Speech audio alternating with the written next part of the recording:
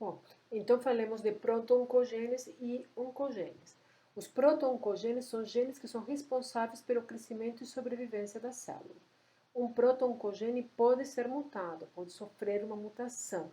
E essa mutação vai trazer para essa proteína um ganho de função, ou seja, ela vai ser uma proteína mais ativa, ou vai haver maior quantidade dessa proteína, ou essa proteína não vai responder, a expressão dessa proteína não responde a sinais de inibição de expressão. E tudo isso leva a uma hiperatividade dessa proteína. Então, esse proto-oncogene se transformou em um oncogene. Então, o oncogene é o alelo mutado de um proto-oncogene. Tem atividade aumentada e leva ao aumento de proliferação celular, podendo levar à formação do tumor. Por exemplo, os genes RAS, MYC, RAF. Então, como eu falava para vocês, vamos falar de proto-oncogenes e oncogenes. Quando o proto-oncogene está normal, ele regula a proliferação celular, tá, a uma certa velocidade. No entanto, quando aparece uma única alteração, tá, o processo de proliferação celular fica desregulado e nós temos um tumor. Então, prestem atenção, e eu volto para esse conceito depois, que basta ter uma única mutação, tá, porque esta proteína vai ficar superativa para que haja câncer, ok? Não precisam ter os dois alelos mutados. Como eu falei para vocês, os proto-oncogenes sofrem mutações de ganho de função, então pode ser uma mutação de ponto, tá? Uma troca, tá? Uma troca de um simples nucleotídeo pode fazer com que esta proteína ganhe função. Pode haver uma translocação cromossômica, que vocês viram com a Kátia. Um cromossomo se liga a outro cromossomo de forma aberrante, tá? E agora se gera uma nova proteína, ou uma proteína que tem uma nova função, ou mais função. Ou temos amplificação gênica, se duplica o gene, tá? Então aqui vamos ter maior expressão dessa proteína. Vou dar um exemplo. Tem muitos exemplos, tem muitas proteínas estudadas. Eu vou dar um exemplo de cada um dos eventos, tá? Então, podemos ter a via de sinalização das MAP quinases, RAS-MAP, tá? E observem aqui que é uma via de sinalização que vocês devem ter visto na Biocell, onde temos um mitógeno, um fator de crescimento, se liga ao receptor, desencadeia uma cadeia de fosforila, desfosforila, fosforila, desfosforila, até que uma fosfo-ERG entra no núcleo e é um fator de transcrição que aumenta, que promove a transcrição de proteínas da replicação celular, tá? Então, o que acontece se nós temos, por exemplo, RAS mutada? RAS está aqui em cima, observem que é a proteína que desencadeia essa outra cascata aqui mais perto do núcleo. Então, vou falar agora da ativação do proto-oncogene RAS por uma mutação de ponto, ok? Então, no RAS normal, a transmissão do sinal é transitória, há um liga-desliga. Então, o RAS-GDP, na presença de um GTP, que é um doador de fosfato e um fator trocador de nucleotídeos, ele fica ativado porque ficou como RAS-GTP. Então, no desenho à esquerda, então esse RAS-GTP em verde ativa a cascata de sinalização. Por outro lado, essa proteína RAS, ele é uma GTPase, ela é capaz de arrancar esse fosfato, de perder esse fosfato junto na presença de um catalisador.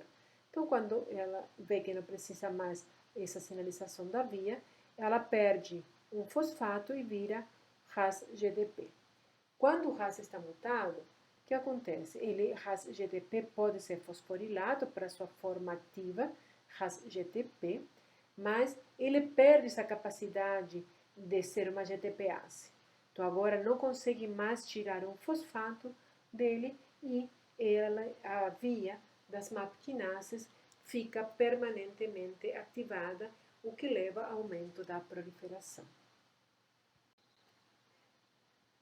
Como eu falei para vocês, as mutações em um proto-oncogene têm efeito dominante. Então, basta ter um alelo mutado para que se altere o ciclo celular. E esse conceito é muito importante. Então, vocês já imaginaram que As mutações mais frequentes no câncer são mutações em proto-oncogênio, porque basta só uma mutação para ter o tumor. Outra forma de ativação dos proto-oncogenes é a translocação. Então, antes vimos RAS por mutação de ponto. Agora vamos ver a ativação dos proto-oncogenes por translocação. Tá? Então, o que é que acontece? Um cromossomo se liga a outro cromossomo. Tá? E o que pode acontecer quando há uma translocação? Pode ser que um gene fique perto de um promotor. Lembrem que é um promotor? Aquele que promove, onde se liga a RNA polimerase para haver transcrição. Se antes ele tinha um promotor fraco, agora está na frente, atrás de um promotor forte. Então pode ter um aumento de expressão. Pode ser que antes esse gene não se expressava, porque não tinha promotor ou porque estava regulado de alguma maneira, e agora como ficou atrás de outro promotor diferente, agora ele se expressa. Então temos uma nova proteína se expressando nesse tumor. Então os proto-oncogenes podem ficar sob regulação de novos elementos tá? Então pode haver um aumento de transcrição. Pode haver que duas sequências fiquem juntas, pode haver desregulação da atividade bioquímica de um dos genes e essa proteína adquirir uma nova atividade, por exemplo, uma proteína de fusão. Antes era A, agora ela se ligou a A mais B e montou uma proteína C que tem uma nova atividade que promove a proliferação celular. Observem aqui que no caso das leucemias, tá? Há uma translocação entre dois cromossomos, entre o cromossomo 9 e o cromossomo 22, tá? Se forma este novo cromossomo 922, aqui pequenininho, translocado, chamado de cromossomo Filadélfia. E nesse cromossomo Filadélfia, agora ficam um do lado do outro o gene BCR e o gene ABL. Tá? O gene ABL é um proto-oncogênio tirosina quinase, mas ele não está ativo. E o BCR ainda não se sabe o que ele faz. Então, esta nova proteína de fusão tem uma nova atividade tirosina quinase que fosforila outras proteínas e que leva ao aumento da proliferação celular. E ele é encontrado em 20% das leucemias linfoblásticas agudas e também em mieloides crônicas. Hoje tem o desenvolvimento de muitas drogas, até de outros anticorpos, tá? Mas eu queria contar um pouquinho essa história, uma droga mais antiga, o Gleevec, como que ela foi pensada. Então foi desenvolvida esta droga e esta droga é capaz de atuar nas leucemias, tá? Então por quê? Porque ela bloqueia a função de quinase, tirosina quinase, dessa nova proteína de fusão, BCR-ABL. Como BCR-ABL funciona? BCR-ABL, aqui na primeira ilustração, é a proteína verde escura. Ela adquire um ATP, quando tem um ATP, ela é capaz de fosforilar um substrato, e esse substrato fosforilado é, por exemplo, uma proteína que aumenta a proliferação e sobrevivência da célula. E esse Gleevec, o que ele faz? Ele entra nesse sítio de fosforilação de ABL, BCR-ABL, então o ATP não consegue mais se ligar à proteína, então não tem substrato não tem capacidade de fosforilar o substrato, então por isso há um controle da leucemia. Então, mas a ativação dos oncogenes não é o único evento genético que leva ao câncer. Tá? Então, nós vimos aqui em verde já os proto-oncogenes mutados que estimulam a proliferação celular. Então, agora vamos ver os genes que inibem a proliferação celular, chamados de genes supressores de tumor, e aqueles genes de reparo do DNA que controlam a integridade do genoma. Estes genes supressores de tumor protegem contra o desenvolvimento do câncer. Eles bloqueiam o crescimento do tumor, aumentam a apoptose, tá?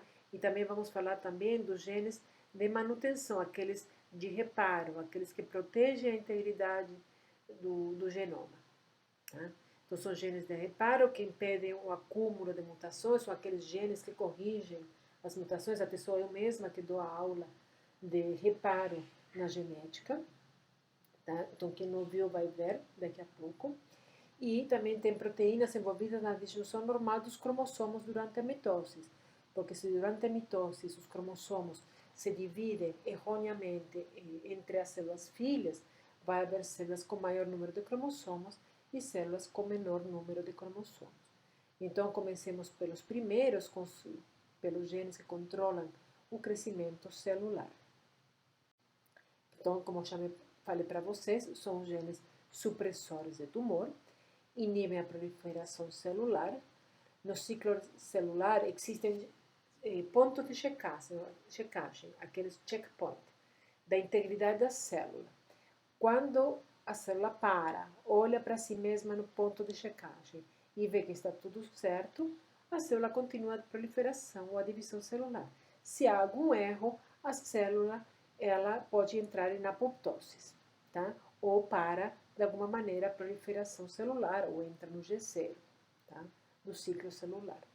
Então, há vários pontos que vai haver um controle de integridade do genoma.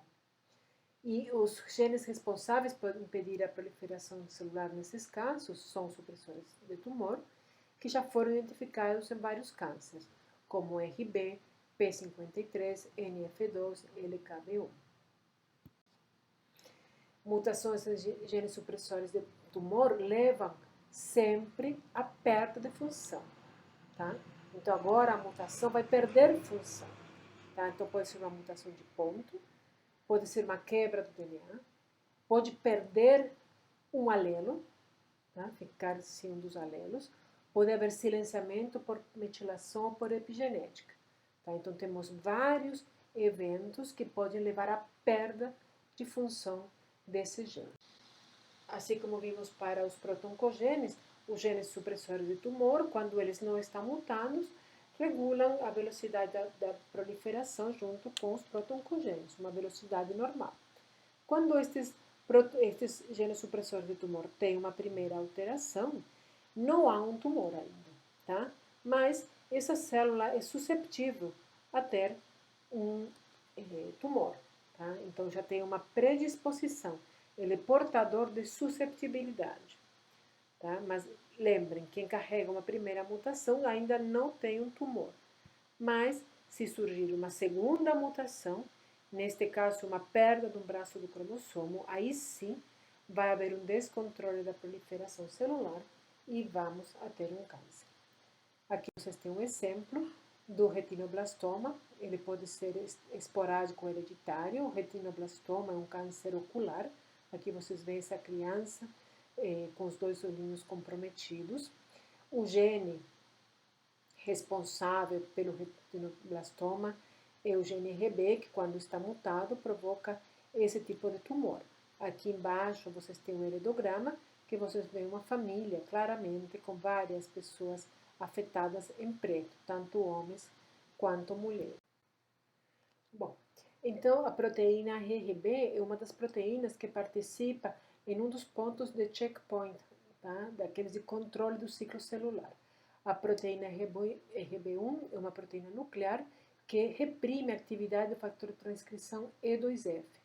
E2F é um fator de transcrição que promove a transcrição de genes que levam à proliferação celular, a que o ciclo celular avance. Então, quando o RB está ativa, E2F está inativo, tá? Então, RB é essa caixinha azul, o desenho azul, E2F é o verde. Então, RB inativa E2F, então não temos progressão do ciclo.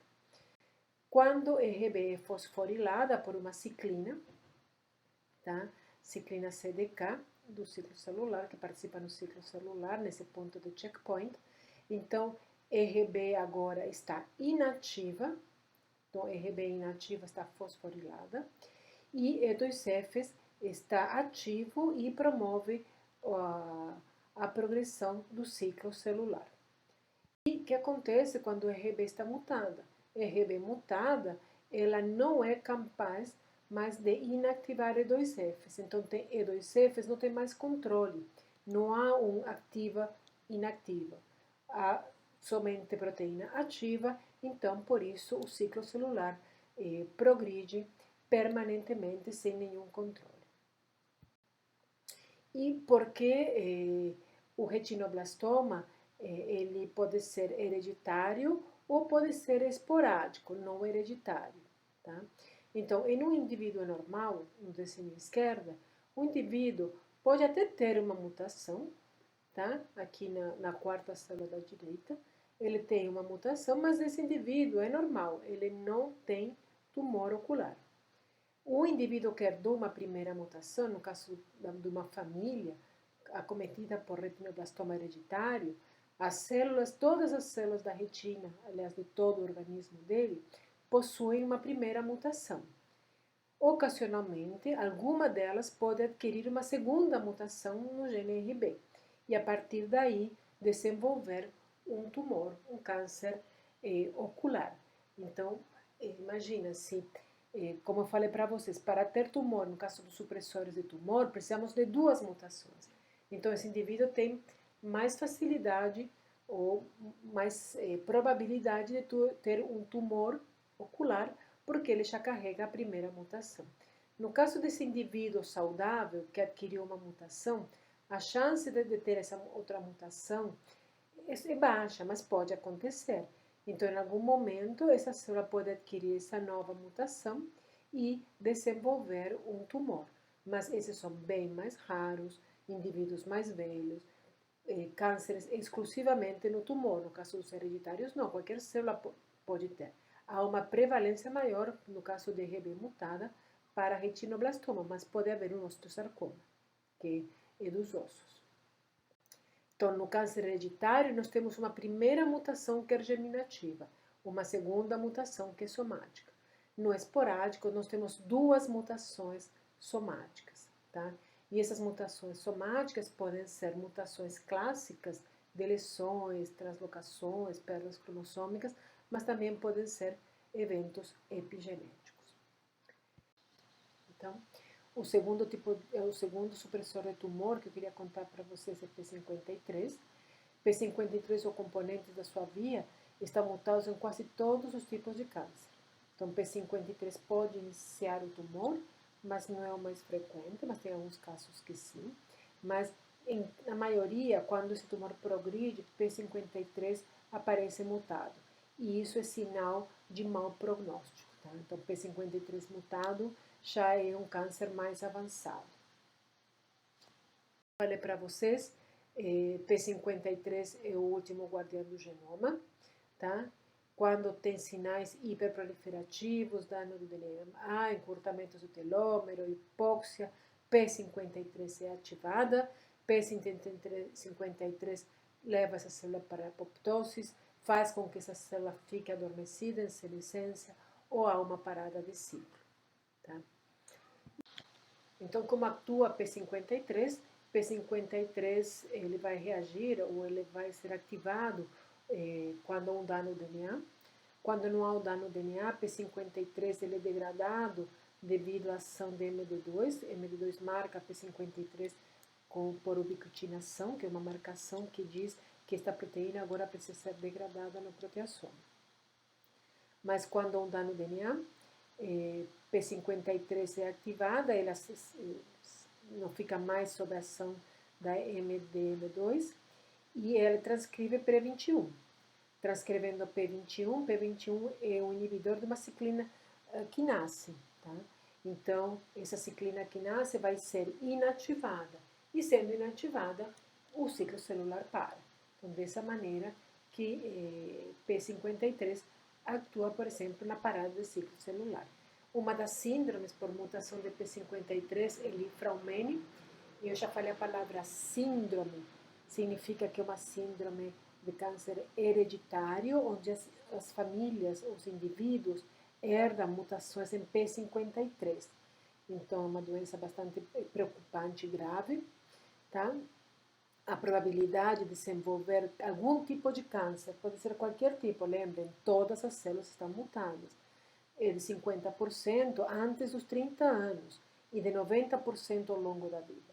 Então, esses indivíduos precisam ter um controle clínico muito frequente para, assim que aparecer um tumor, ele possa ser removido, possa ser tratado. Então, como eu falei para vocês, os oncovírus também promovem câncer. Eles podem se inserir no genoma do hospedeiro, expressar proteínas, inativar proteínas celulares, tá? A maioria deles se integra mesmo no genoma. 15% dos cânceres humanos ocorrem por infecção viral. E como falei para vocês antes, HPV. Por favor, tomem vacinas, meninos e meninas. Tá? A vacina de HPV previne de 70% a 95% dos casos de carcinoma de útero cervical. Mas também temos muitos casos de câncer oral, câncer de boca. Tá? Também o Epstein-Barr, o vírus Epstein-Barr promove o linfoma de Burkitt, infecta as células B.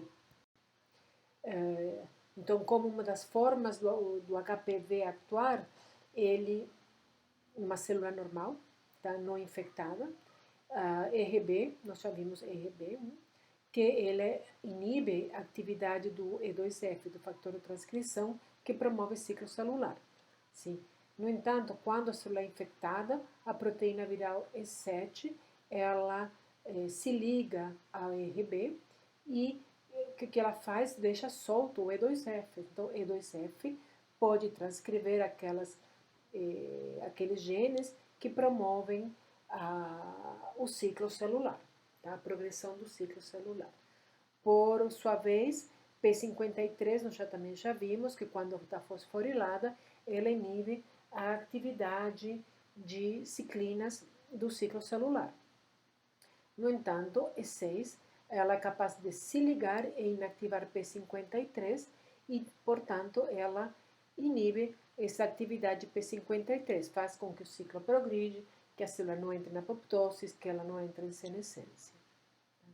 Bom, então, o vírus, por exemplo, o HPV, ele também pode promover alteração do genoma pela própria integração. Essa própria integração pode fazer com que sejam inativados supressores de tumor. Por exemplo, imagine se ele integrou exatamente no meio do P53.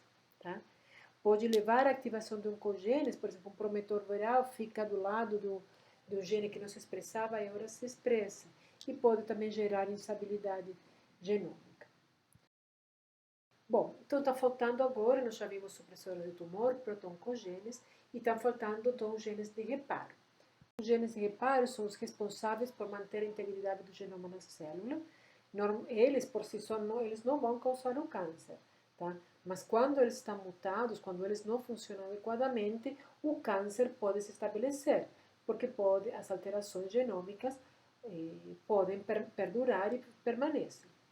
Ambos os alelos devem estar inativados para predispor a tumorogênese, tá? Ou para provocar o câncer. Assim como os supressores de tumor, precisamos dos dois alelos mutados, precisamos de dois eventos. Para reparo, a mesma coisa, precisamos de dois eventos. Para oncogenes, não, precisamos de um único evento. Tá? Oncogenes são mutações ativadoras. Mutações em genes de reparo e em supressores de tumor são mutações inativadoras. Tá? Estas mutações podem estar associadas ao câncer de mama, como nós já vimos, já contei um pouco a história do BRCA1 e BRCA2, mas agora eu adiciono que são genes de reparo, e outra doença, xeroderma pigmentosa, que eu vou contar um pouquinho para vocês. Então, os genes de reparo são defesas naturais, celulares naturais, contra danos ao DNA, que surgem espontaneamente ou induzidos por agentes mutagênicos, por exemplo, a luz ultravioleta. Estes genes reconhecem o dano e eles fazem diversas formas. Ou eles retiram um nucleotídeo mutado, ou retiram um fragmento do DNA, ou corrigem o próprio erro. Tá? E eles são muito eficientes. A cada 1000 alterações permanecem, ou seja, eles corrigiram 999 mutações. Contei já para vocês o caso do câncer de mama, sim, mas eu vou contar um pouquinho mais. Então, como BRCA1 e BRCA2, eles funcionam no reparo. Então, quando temos uma quebra de dupla fita, tá, de DNA. Algumas das proteínas desse sistema de reparo, elas vão aparar as pontas, chamamos assim, vai haver um recorte. Vai haver uma síntese de nova fita de DNA para tentar completar essa região, esse gap, tá? E uma vez a fita reparada, ok, não temos mais dano ao DNA. Então, são todas estas proteínas que participam neste reparo. Então, eu expliquei extremamente simples, mas são muitas proteínas. Tem sensores que detectam, tem mediadores e tem aqueles que fazem a síntese, tá? Então, é super complexo. Então, imaginem que quando isto não funciona, esta quebra de dupla fita, na hora da replicação, o dano do DNA vai se instalar, porque o DNA, a DNA polimerase, não vai saber o que colocar aqui nessa posição, tá? Qual nucleotídeo vai colocar. Outra doença, devido a mutações em genes de reparo, é a xeroderma pigmentosa. Estes indivíduos têm mutações nos genes que reconhecem e reparam o dano às bases do DNA devido à exposição à luz ultravioleta. Então, a luz ultravioleta promove a formação de dímeros de timina, tá? E na pele. E nosso sistema de reparo, ele vai corrigindo, tá? Chega um momento que, mesmo assim, a gente usando o protetor, muitas vezes desenvolve um carcinoma vasocelular, tá? Devido aos dímeros. Mas imagina se a gente não tivesse o sistema de reparo que corrigisse. Acontece o que tem aqui nessa primeira foto, indivíduo, cada uma dessas pintinhas são tumores, tá? Então, esses indivíduos têm múltiplos tumores na pele, devido à não correção dos dímeros, tá? Também nesses pacientes podem aparecer mutações de RAS e P53.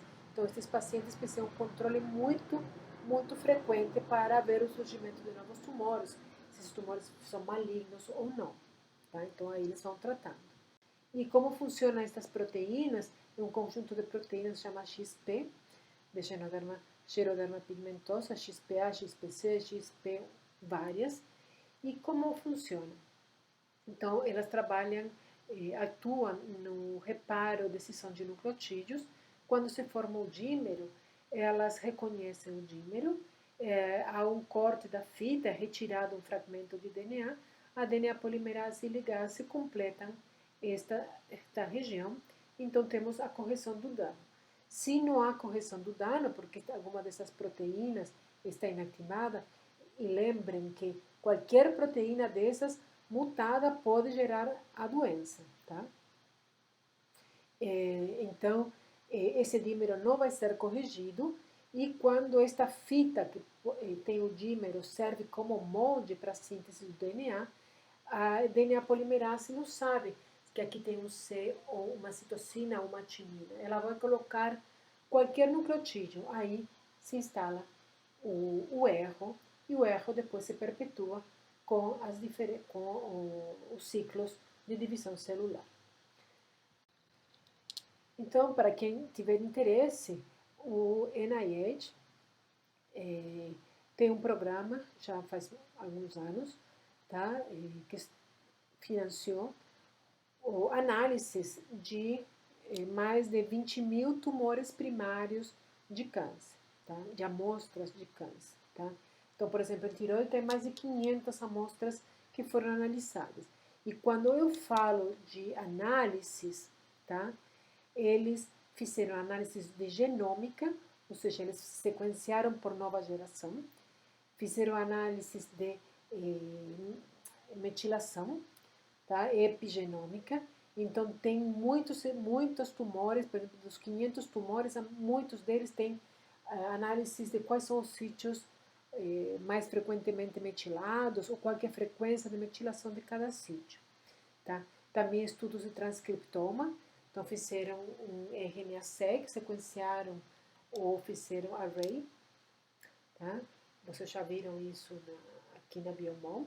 Então, avaliaram a expressão de todas as proteínas em cada uma das amostras e também fizeram análise proteico, tá? Então, hoje nós contamos com uma base de dados muito boa que eu poderia fazer, e a gente faz isso, complementa muitas vezes nossos estudos com os dados do TCGA. Porque olha que importante, eu estou estudando um gene, como é a expressão, como é que é a mestiçação do meu gene em tantas amostras. Mas eu posso fazer o mesmo com as 500 amostras que estão no TCGA, que estão disponíveis, tá? E complemento minha pesquisa. Então, hoje temos muitos bancos de dados com grandes informações sobre câncer. Então, aqui eu estou colocando o meu viés mesmo de câncer de tireoide, thyroid câncer. São 507 amostras, 14 mil files, 29 anotações. E aqui, ó, os sequenciamentos, reading do sequenciamento, vocês podem pegar os dados brutos, os dados analisados, ó, metilação, número de cópias, tá?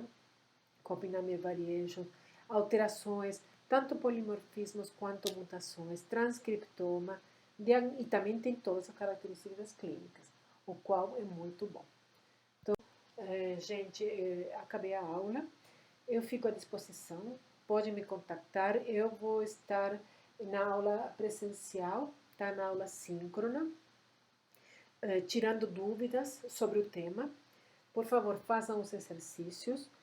Os exercícios são importantes para vocês fixarem conhecimento, tá bom?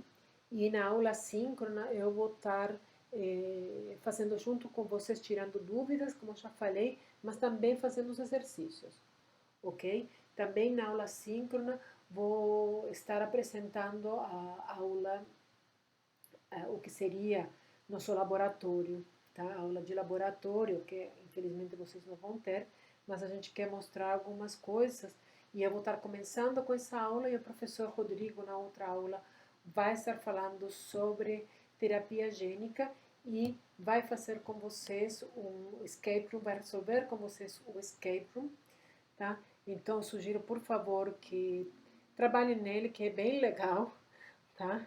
É bem bom fazer essa brincadeira, é um jogo, tá? Todo com os experimentos que vocês realizariam no laboratório, tá bom? Um abraço a todos e nos vemos na aula 5.